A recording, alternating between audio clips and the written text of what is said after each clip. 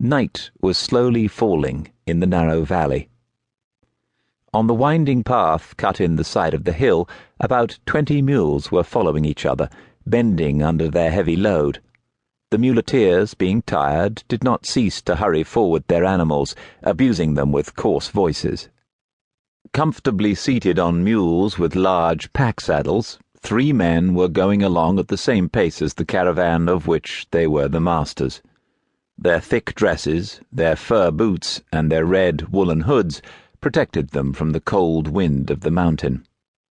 In the darkness, rendered thicker by a slight fog, the lights of a village were shining, and soon the mules, hurrying all together, jostling their loads, crowded before the only inn of the place.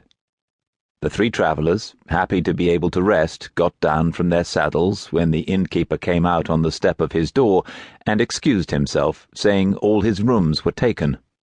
"I have still, it is true, a large hall the other side of the street, but it is only a barn, badly shut. I will show it to you."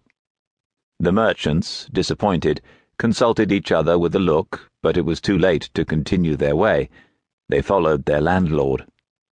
The hall that was shown to them was big enough and closed at the end by a curtain. Their luggage was brought, the bedclothes rolled on the pack saddles were spread out, as usual, on planks and trestles. The meal was served in the general sitting room, in the midst of noise, laughing, and movement. Smoking rice, vegetables preserved in vinegar, and lukewarm wine served in small cups.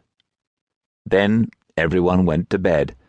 The lights were put out, and profound silence prevailed in the sleeping village. However, towards the hour of the rat, a sensation of cold and uneasiness awoke one of the 3 travellers, named Wang Fu, Happiness of the Kings. He turned in his bed, but the snoring of his 2 companions annoyed him.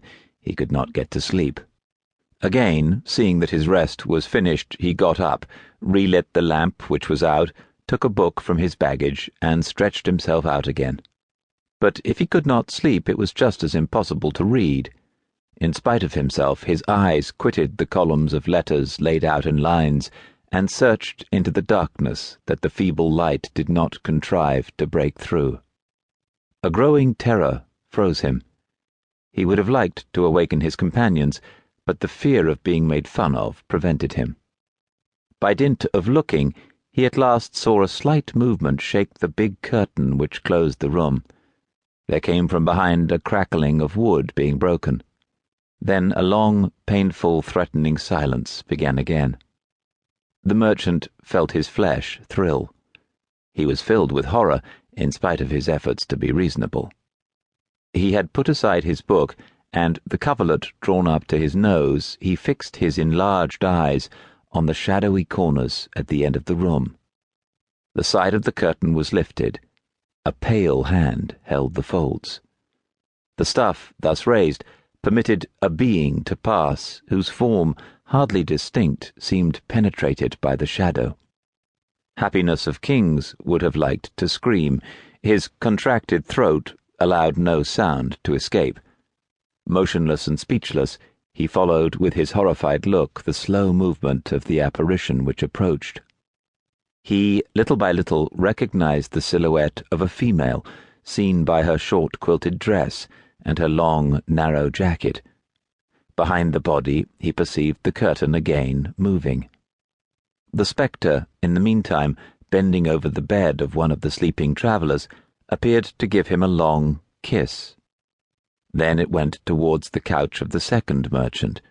Happiness of Kings distinctly saw the pale figure, the eyes from which a red flame was shining, and sharp teeth, half exposed in a ferocious smile, which opened and shut by turns on the throat of the sleeper.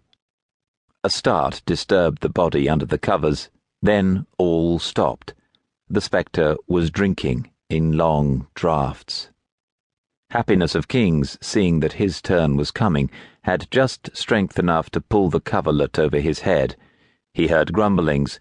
A freezing breath penetrated through the wadded material.